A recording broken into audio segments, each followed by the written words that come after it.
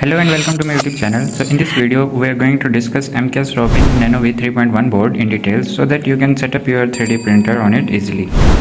So let's start with the power supply terminal. On the left side you can see these two pins here. You can use them for 12 volt and also for 24 volt. So after that these are the pins for heat bed and these are the pins for hot end. HE0 means hot end first and HE1 means second hot end if you are using two extruder. And after that these are the pins for part cooling fans. So you can use two part cooling fans here. That means if you want to use double extruder, so this board is best for you. And after that these are the two pins. These are also for the fan, but these are directly connected with the power supply. That means these fans will always be on, so you can use them for hot end fan and also the controller fan. So these fan will be always on, so you can use any 12 volt or 24 volt. This board is compatible with both 12 volt and 24 volt. And after that these are the pins for the motors. The first pin is for X motor, this is for Y motor. These two pins are for Z motor, Z1 and Z2. If you are using dual axis, so you can use these two terminals in parallel. So this will connect Z axis in parallel with two motors and it will only use one motor driver. So this is the pin for extruder 0 and these are the pins for extruder 1. So similarly you will connect X motor driver here. This is for Y motor driver. This is for Z motor driver. It will use only one Z motor driver, so that these are connected in parallel. And after that this is E0 and E1 motor driver.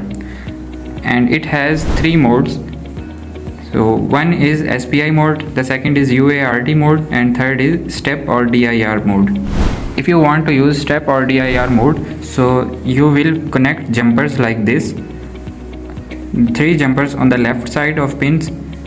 These are the connection for step and DIR mode. And if you want to use SPI mode, so you will connect four jumpers on the left side. You can see here four jumpers on the left side. This will use SPI mode. And if you want to use UART mode, then you will connect one jumper in the second row from bottom for UART mode. And similarly these are the pins for sensorless homing. If you want sensorless homing for TMC 2209 or 2208 motor driver, then you can use these pins for sensorless homing. And these are the pins for endstops. This is for X, this is for Y, this is for negative Z and positive Z. So you can use these two pins on the left side for the normal endstop or limit switch. And after that this is the pin for power protection and filament runout sensor. This is filament runout sensor. You can use two filament runout sensor here, DAT1 and 2. And after that these are the pins for BLTouch sensor. 1, 2, 3. Two pins will be connected in Z negative and three pins will be connected here for BLTouch sensor. And the last pin, these are the pins for the auto off. And for thermistors, these are the pins. You can see here TB, it will say TB. So TB means thermistor for heat bed, and this is for thermistor 1 and thermistor 2 for hot end 1 and hot end 2. So these are the pins for Wi-Fi module. If you want to use Wi-Fi module, then you can connect Wi-Fi module here.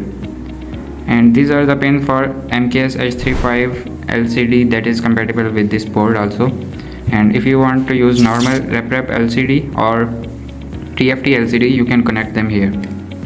And this board supports SD card and USB also. And also you can connect it with the PC like Arduino. It has port for that. And if you want to use USB port, then you have to connect this jumper here to make it happen. You can see here this is on and this is off. So if you want to use USB, then you should turn it on. So our discussion ends here, and I have told you everything that you should know for 3D printer setup on this board. And if you have further question, you can ask me in comment section. Thank you. Allah Hafiz.